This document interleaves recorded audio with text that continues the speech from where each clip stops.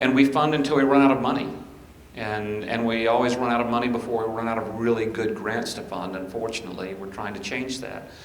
Now, the one change to that is we sometimes receive what's called restricted revenue. So we receive donations that are to fund certain kinds of grants.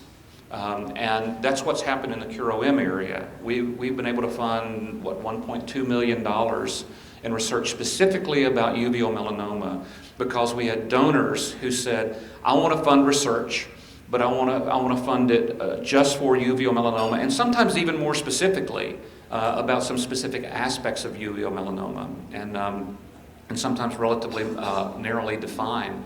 And when we get that money, again, it's 100% pass-through. We charge nothing. All that process costs money, to evaluate the grants and to have the online system and to have the staff to put it all together. All of that costs money. We don't take any money off of that grant donation. 100% of it goes straight to the reviewer, to the researcher. And when we give that grant, we don't let the institution take an overhead cut. So it's not unusual for an institution, an academic institution where research is done, to charge 20%, maybe even 30 or 40% overhead. Yours is what? Harvard, 60. Yours is 60. Mine is 60. Yours is 60. So that means if we gave a $100,000 grant to a researcher and allowed overhead to be taken, the researcher would only have $40,000 to do the science, right? And we don't allow that. Some institutions don't care for that, but we work it out.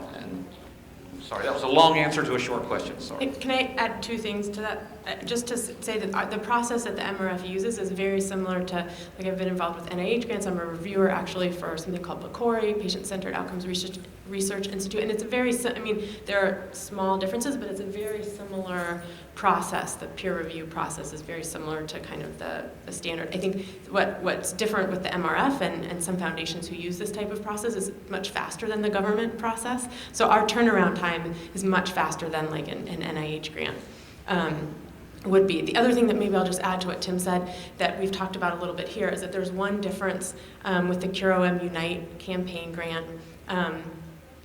For the first time, patients will be a part of the review process. And so we've had a lot of internal conversations and gotten feedback from our patient steering committee and others about how to do this. And we talked about this a little bit, but just to lay that out, we're still having the rigorous scientific review process for the CureOM Unite grant, and then we will have the patient review process. And so we will have those details out to you soon, but it'll probably be a multi-step process. We'll probably have a little webinar or like a research 101 to do online for those of you who want to participate. And then there will probably be a couple conference calls where the top grants from the scientific review process will be presented to a patient review panel, and we'll ask folks to actually fill out a form that will rate the proposal on different topics. Not unsimilar to the scientific process, but just a little more user-friendly to the patient community. And so that's one change and we've made that commitment for this Unite campaign this year. So that's just one change. Other questions? All right, well, so this is my requisite. I feel like I always cry at the beginning of these meetings, and then I always get emotional at the end of the meetings too.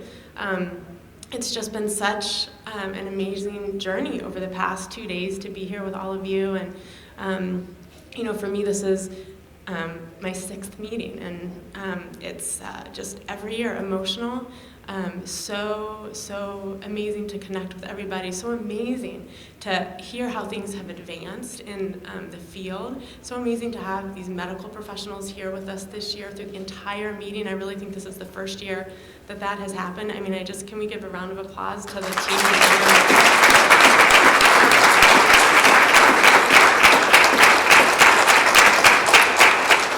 And I think I said it in my welcome letter in the folders, but it's just such a reminder that sometimes I think I started this off by giving that quote from Greg where he said how alone he felt.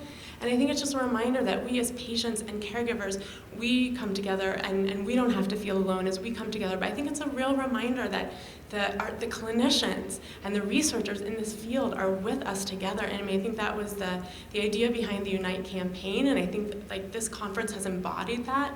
We're just all in this together, and the passion that we all have is really shared by the people who are treating us and our loved ones and the researchers who are researching this. And I think the more we can stick together and pool resources and accomplish these goals, we'll change the world. And I think that's what it's about. So thank you to all of you.